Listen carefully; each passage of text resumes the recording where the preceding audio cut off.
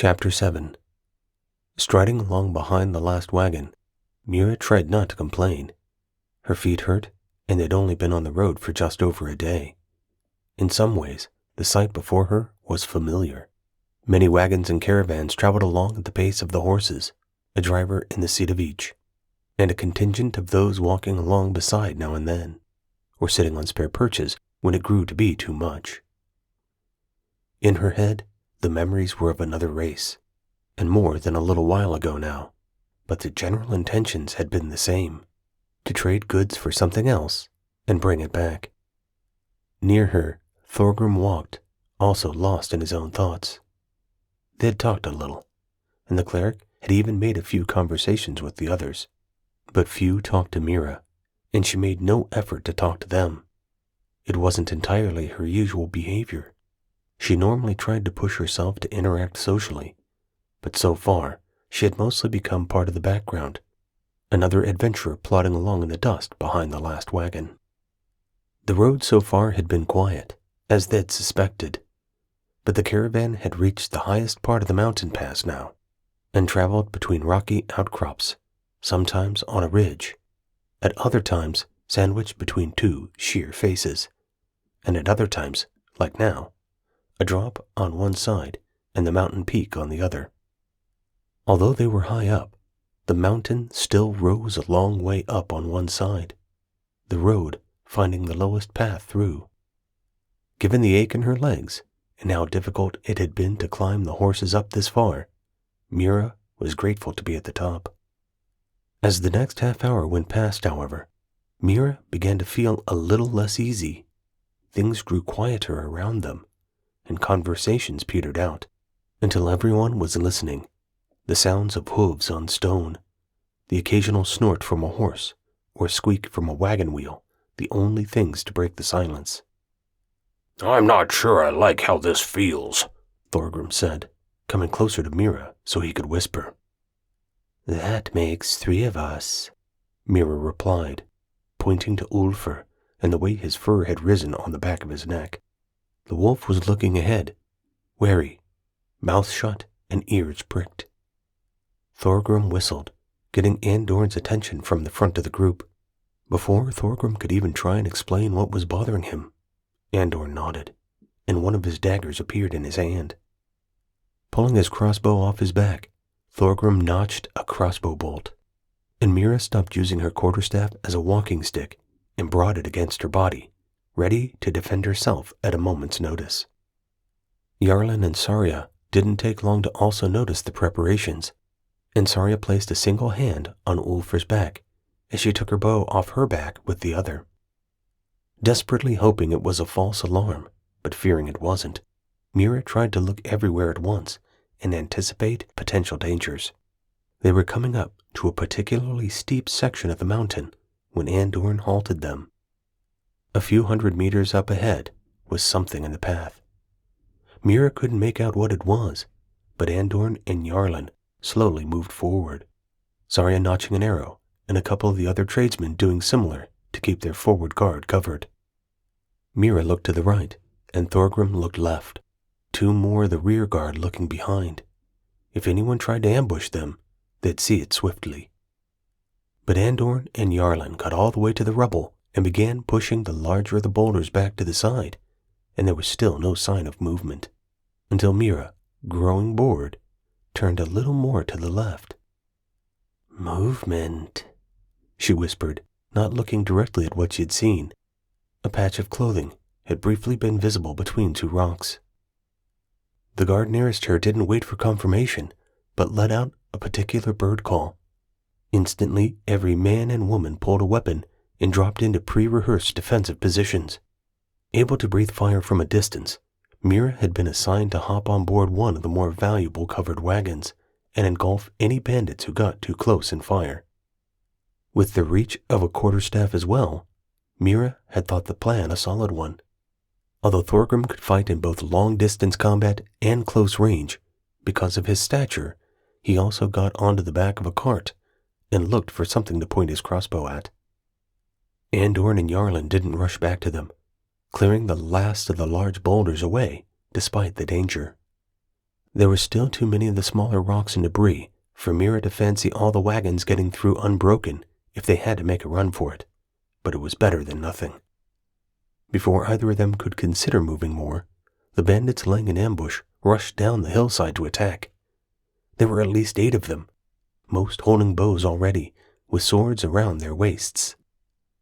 Barely a fight, Mira thought, knowing her party had at least as many decent fighters and a couple more tradesmen who could stack the odds in their favor if nothing else. A moment later, however, Thorgrim let out a shout. Another 4 came rushing up from the other side, pulling themselves up from a ledge somewhere below on short ropes, while another couple of people rushed out from camouflage fabrics and boulders that had hidden them till now. 14 was a problem.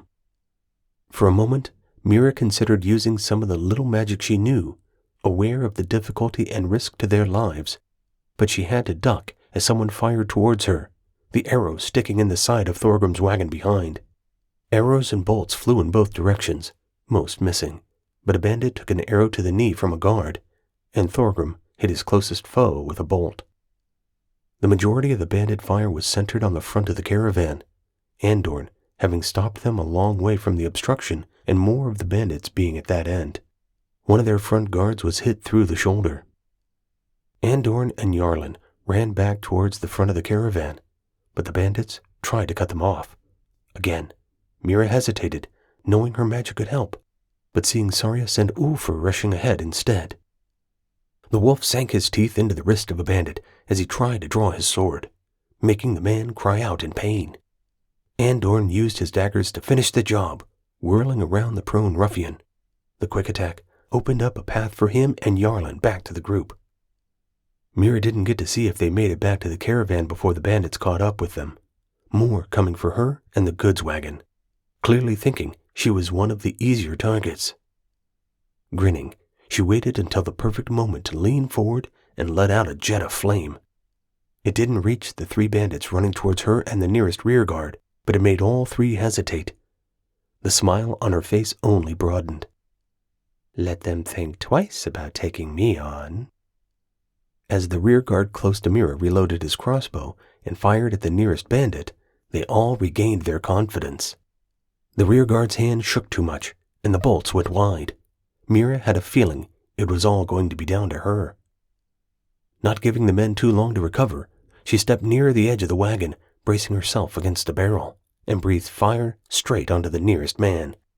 He yelped and instinctively fell back, scorched and patting at the flames that had caught on his clothing with all his might.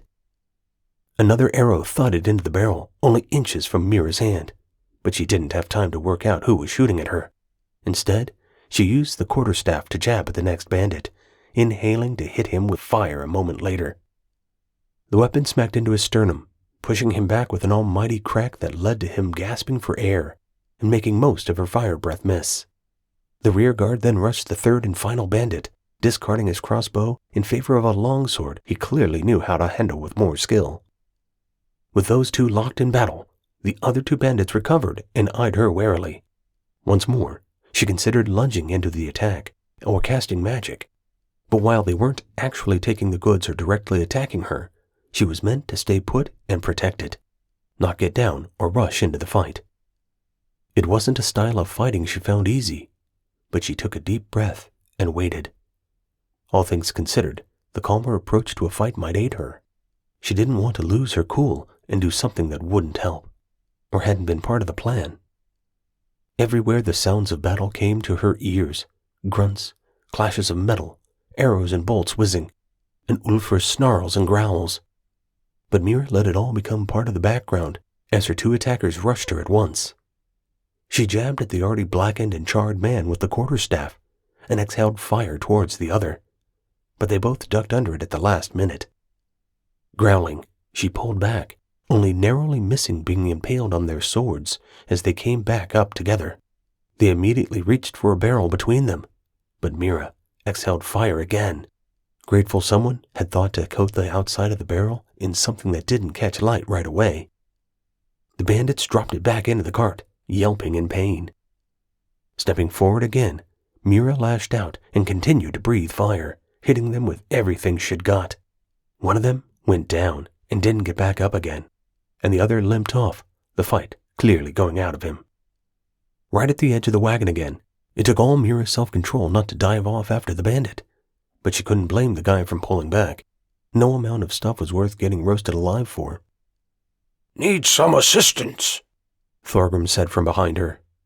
Mira glanced backward to see the dwarf leaning off the edge of his cart, one hand on the shoulder of the other rear guard, chanting as he clutched his holy relic. The guard was bleeding profusely from a wound on the neck. 2 bandits nearby were pulling something off the side of the cart. "I've got this one," the guard called near her, the bandit he had been fighting dead on the ground. Mira didn't hesitate, taking a running jump off the side of her wagon onto the cart beside Thorgrim. It wobbled beneath her feet for a moment before she managed to get her balance and think about attacking the bandits. With the bleeding almost stopped, Thorgrim had probably saved the guard's life, but Mira knew neither of them would be joining the fight again just yet. This cart was full of grain, however, and it was highly flammable. That put her fire breath out of the question. Deciding to leave Thorgrim on the cart alone, Mira jumped down and smacked the nearest bandit over the back as he tried to pull a heavy sack down and draw his sword again. He grunted and staggered, but the bandit was already charging her with his own sword. Mira tried to dodge, but she barely succeeded, the natural armor of her scales turning the sword as it sliced towards her and saving her from any damage. Using the bandit's momentum against him, Mira brought the other end of the quarterstaff up under his chin, sending him flying over backwards onto the hard, rocky ground. By this point, the other man had recovered and rushed Mira with his sword. It came striking straight towards her, giving her little time to try and block or dodge the attack. She hissed in pain as it sliced across the inside of her arm and almost dropped her weapon.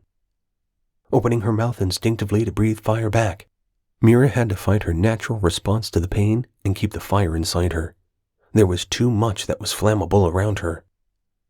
The bandit tried to press the advantage, rushing at her again, while his comrade in arms also recovered enough to attack her again as well.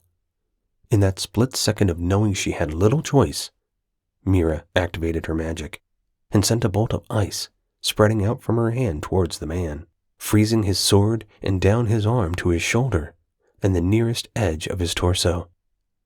Gasping, he staggered back, clearly trying to drop the sword now encased in ice. At the same time, Mira blocked a sword strike from the other. Before she could attack either anymore, Thorgrim was back into the fray, shooting one with a bolt and hitting him in the arm. The guard Thorgrim had been healing rushed in with his sword as well. Able to stop, Mira fell back, more than a little eager to get onto the other wagon and let the now fighting-fit men handle what was left of the bandits on this side. This time, she didn't jump between the cart and wagon, but went around and climbed up the wheel of the wagon to get back inside. Her guard was already standing there, clearly considering rushing to join a fight nearby, but not wanting to leave the wagon unprotected. "Go, I can keep this lot safe again," Mira said, no longer desiring to fight. For a moment there, she had been overwhelmed, and the cut on her arm, bleeding into her tunic, reminded her that people got hurt in these situations. The guard ran to help Sarya and Andorn as they fought off 2 more bandits. 2 others lay dead at their feet, and the remaining ones not looking so good. Blood was everywhere, and there were now more pained yells, grunts, and groans than there were battle cries and swords clashing. While Mira watched, the bandits finally broke, the ones left alive rushing back to the safety of the cliffs. Several of the guards and Jarlin rushed to follow, but Andorn and Bryn, the traitor in charge, both yelled to get everyone to fall back. There was no sense in killing people they didn't have to, even if they were all criminals. Exhaling, Mira relaxed and checked over the goods on the wagon. The barrel she'd almost roasted was a little charred here and there, but nothing had caught for long, and it wouldn't hurt the flavor of anything inside. As she got down to help Thorgrim return the grain to his own cart, the dwarf noticed the cut on her arm. Without her needing to ask him to, he healed her with a simple touch and a couple of words before going back to his task. "That was a close call," he said, as they hauled a sack onto the cart together. Her limb feeling as good as new. She nodded, agreeing, but not daring to speak. It had been far too close, and she'd be very glad once they had got this caravan through the pass and were once more in the safety of a town.